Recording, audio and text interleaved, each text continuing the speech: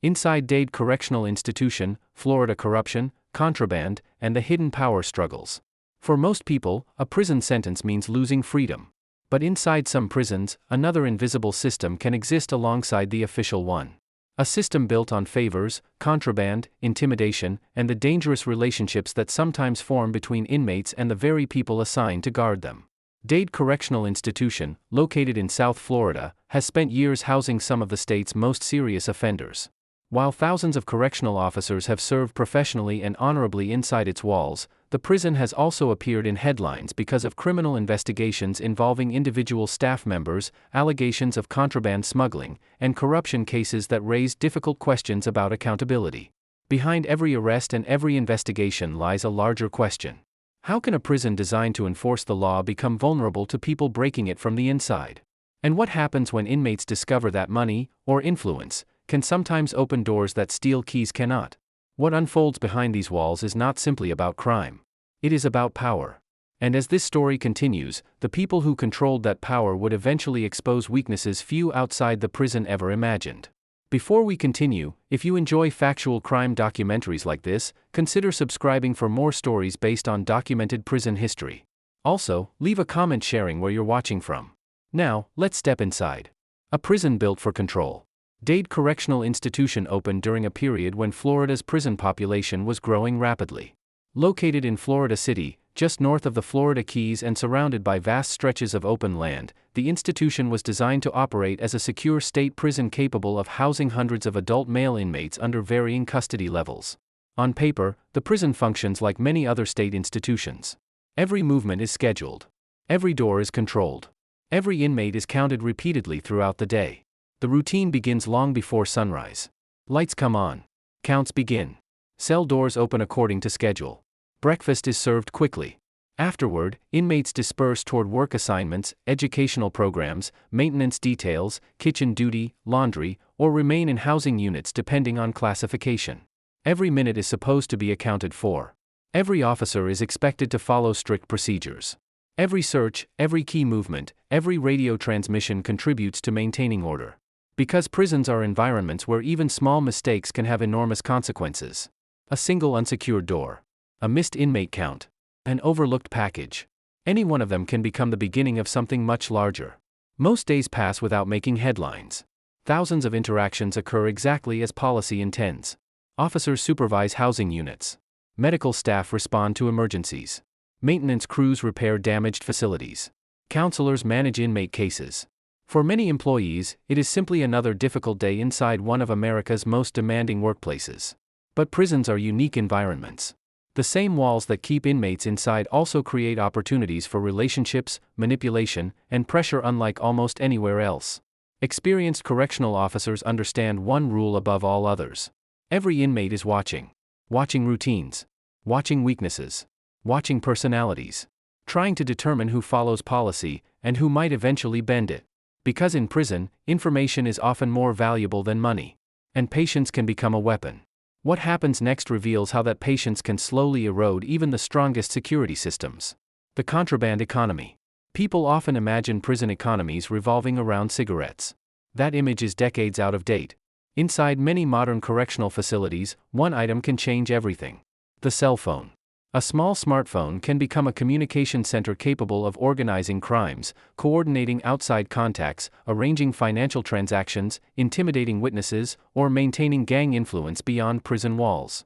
Because of that, correctional agencies across the United States invest enormous resources trying to stop them from entering prisons. Yet contraband continues to appear. How? Some items arrive through visitors despite extensive searches. Others are thrown over perimeter fences. In some documented cases across different correctional systems, drones have delivered packages. And in certain criminal prosecutions involving correctional staff in Florida and elsewhere, investigators have alleged that employees accepted bribes to smuggle prohibited items into secure facilities. The value of these items changes dramatically once they cross the prison gate. A cell phone worth a few $100s outside may command several times that amount inside. The same is true for tobacco, synthetic drugs, unauthorized medications, or other prohibited goods. Supply is limited. Demand remains high. That creates an underground economy capable of generating significant profits. For organized inmate groups, controlling that economy can mean controlling influence. But contraband rarely appears by accident. Someone has to move it. Someone has to hide it. Someone has to distribute it. And investigators increasingly began asking whether some of those people wore correctional uniforms. The answer would emerge through criminal investigations that reached far beyond prison walls. And those investigations would reveal that corruption often begins with something surprisingly ordinary. A conversation.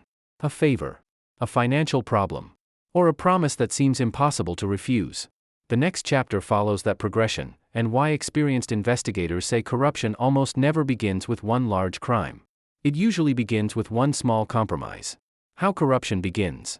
When news breaks that a correctional officer has been arrested for smuggling contraband or accepting bribes, the public often asks the same question. How could someone trusted to enforce prison rules become part of the very criminal activity they were hired to stop? Investigators who have spent years examining corruption inside correctional institutions say the answer is rarely simple. It almost never starts with a suitcase full of cash. Instead, it often begins with observation. Inside prison, inmates spend countless hours watching people. They notice which officers follow every rule without exception and which ones appear frustrated, distracted, or struggling with personal problems. They pay attention to routines, personalities, and habits. Some inmates become experts at reading human behavior.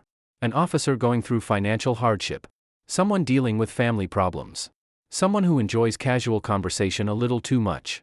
Someone who begins seeing certain inmates as less dangerous than they really are. Professional boundaries are among the most important parts of correctional work because once those boundaries begin to disappear, manipulation often follows. It may begin with harmless conversations. Then a request. Then a favor that appears insignificant. Perhaps delivering a note. Looking the other way during a housing unit search. Allowing extra time on a phone call. None of those actions may seem life-changing on their own. But experienced investigators describe corruption as a staircase rather than a cliff. Each step makes the next one easier. Eventually, saying no becomes much harder than saying yes. Especially once someone else knows your secret. Prison intelligence officers often refer to this as compromise. Once compromised, an employee can become vulnerable to pressure, blackmail, or repeated requests. Sometimes money becomes the motivation. Sometimes fear. Sometimes both. And in environments where organized inmate groups maintain influence, a single compromise may quickly become known to many others. That is one reason correctional agencies spend so much time training new officers about professional distance. Because once trust inside the institution shifts away from policy and toward personal relationships, maintaining security becomes far more difficult. What makes this especially dangerous is that corruption does not stay isolated. One compromised employee can affect an entire housing unit. One successful smuggling operation can encourage others to try the same thing. And before administrators realize what is happening, an underground network may already be operating. The investigations connected to Dade Correctional Institution would eventually demonstrate exactly how serious those risks could become. But first, it's important to understand the hidden economy driving many of these crimes. Because inside prison, everything has a price. The price of contraband. Outside prison, many everyday items are easy to buy.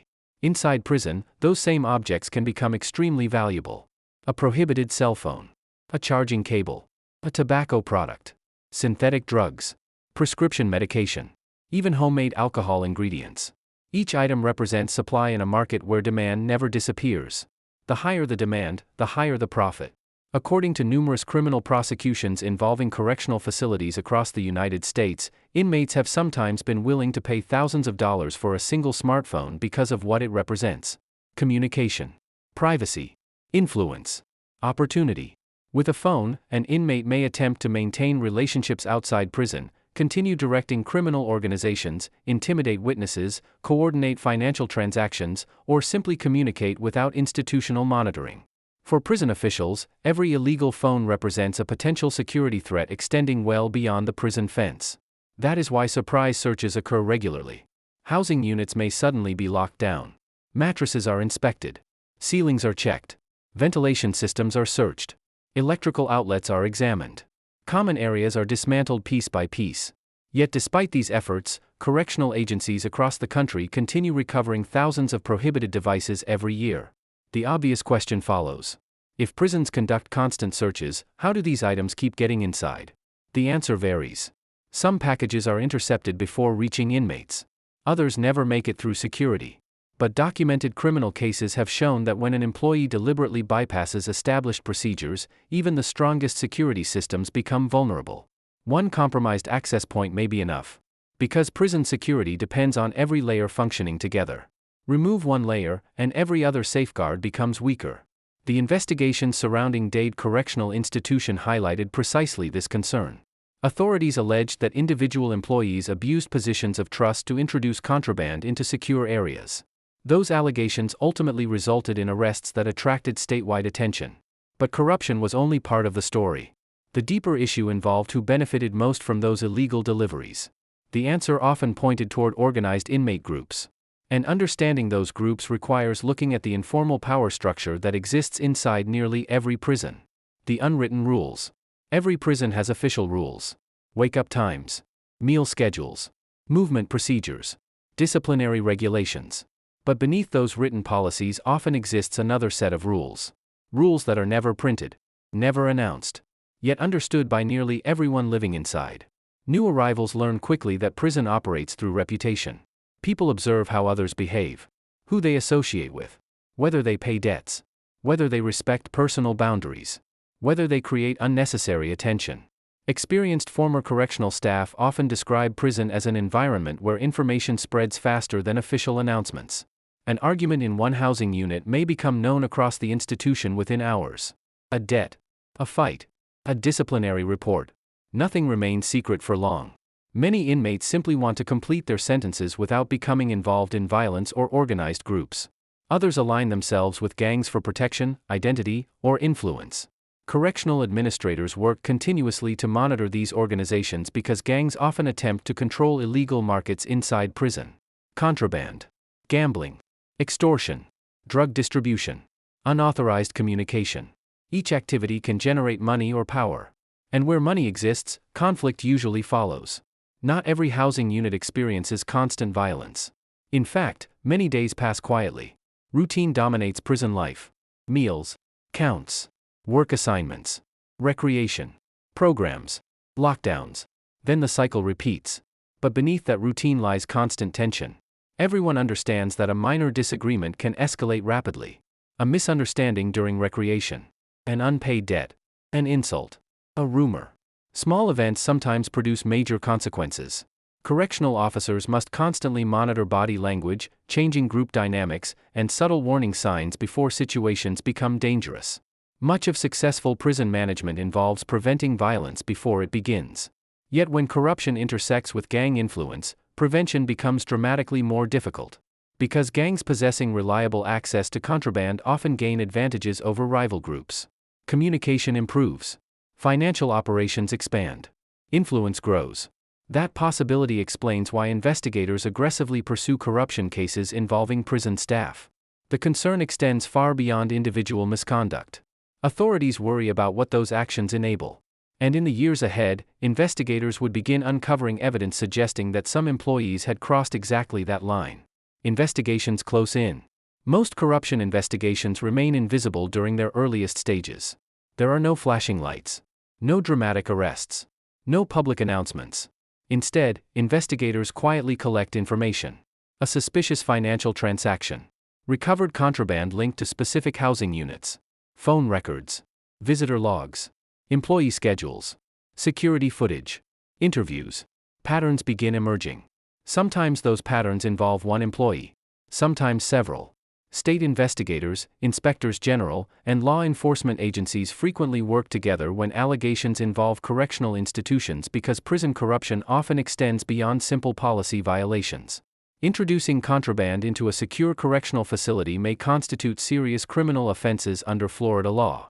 As investigations progress, authorities attempt to determine whether incidents reflect isolated misconduct or broader networks involving inmates, outside associates, and employees. That distinction matters enormously. An isolated case can often be addressed quickly. A coordinated operation presents far greater challenges. Public records involving Dade Correctional Institution include criminal prosecutions over the years involving individual staff members accused of participating in illegal smuggling operations. Each arrest reminded prison administrators that maintaining security depends not only on controlling inmates but also on protecting the integrity of employees. For every officer arrested, hundreds continued performing difficult jobs professionally. Their work became even harder because public trust suffers whenever corruption cases emerge. Inside prison, inmates pay close attention to these investigations. They understand what arrests mean. A disrupted supply chain. Changed procedures. Increased searches. Heightened scrutiny. Entire housing units may experience more frequent inspections. Movement restrictions may tighten. Staff assignments may change. From the outside, these adjustments appear routine. Inside prison, they can alter the balance of power almost overnight. And sometimes, tightening security creates unexpected consequences of its own. Because when illegal markets become disrupted, competition often increases. And competition inside prison can quickly become dangerous. What happens next reveals how institutions attempt to regain control once corruption has been exposed, and why restoring trust may be the most difficult challenge of all. Restoring order after corruption.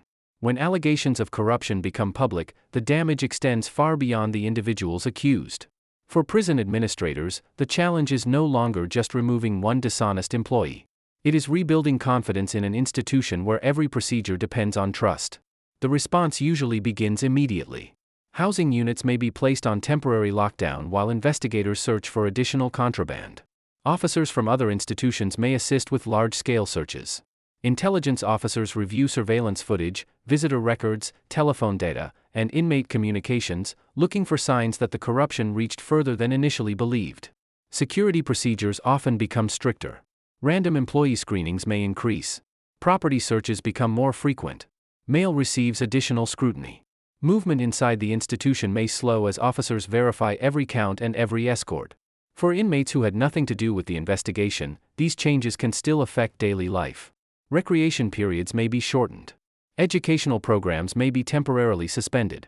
Work assignments may change while investigators secure evidence. It serves as a reminder that when corruption enters a prison, everyone inside feels the consequences. Honest correctional officers often face the greatest burden. They continue reporting for duty each day knowing that public attention is focused on the misconduct of a few rather than the professionalism of the many. Correctional work has never been easy. Officers routinely supervise hundreds of inmates, respond to medical emergencies, intervene in violent incidents, prevent escapes, confiscate dangerous contraband, and make split-second decisions under enormous pressure. The overwhelming majority perform those responsibilities without ever becoming the subject of an investigation. Yet every corruption case places additional pressure on those who continue doing the job correctly. Because restoring trust is much harder than losing it. Lessons from Dade Correctional Institution. The history of Dade Correctional Institution is not defined by a single event. Like many large correctional facilities across the United States, it has housed thousands of inmates, employed hundreds of correctional professionals, and experienced decades of routine operations that rarely make national headlines. But the documented criminal cases involving individual staff members serve as important reminders of a larger truth. No prison is immune to corruption. Not because the buildings are weak. Not because the security technology is inadequate. But because prisons are operated by people. And wherever human beings work under pressure, temptation, financial hardship, manipulation, and poor decisions can sometimes intersect. The challenge for correctional systems is recognizing those risks before they grow into criminal conduct. That means strong hiring practices, continuous ethics training, effective supervision, robust internal investigations, protection for employees who report misconduct, and swift accountability whenever public trust is violated. For inmates, corruption creates false opportunities that often end in additional criminal charges, longer sentences, or violent disputes over illegal markets. For officers, accepting even one improper favor can begin a chain of events that destroys a career built over many years. For the public, every successful prosecution reinforces an important principle. The law applies both inside and outside prison walls. Those responsible for enforcing it are held to the same standard as everyone else. Perhaps that is the most significant lesson from Dade Correctional Institution. A prison's strength is measured not only by its fences, towers, or locked doors. It is measured by the integrity of the people trusted to operate it. When that integrity holds, the institution functions as intended. When it breaks, even the strongest walls cannot prevent the consequences. Final thoughts. The story of Dade Correctional Institution is not simply about one prison in South Florida. It reflects a challenge faced by correctional systems across the country. Every day, thousands of officers report for work inside facilities designed to manage some of society's most dangerous offenders. Most complete their shifts with professionalism, enforcing rules that protect staff, inmates, and the public alike. Yet history has shown that when even a small number of individuals abuse positions of trust, the effects can ripple throughout an entire institution. Contraband strengthens criminal networks. Corruption undermines security. And rebuilding confidence can take years. The investigations connected to Dade Correctional Institution remind us that accountability does not stop at the prison gate. Every documented prosecution sends the same message: no badge, uniform, or job title places someone above the law. Behind the razor wire, power is constantly contested. But in the end, lasting security depends not on fear alone, it depends on integrity. That may be the hardest lesson any prison can learn. Thank you for watching. If you found this documentary informative, consider subscribing for more carefully researched stories about prisons, criminal investigations, and the justice system. If this story made you think, share your perspective in the comments, and let us know where you're watching from. Until next time, stay curious, stay informed, and thank you for being here.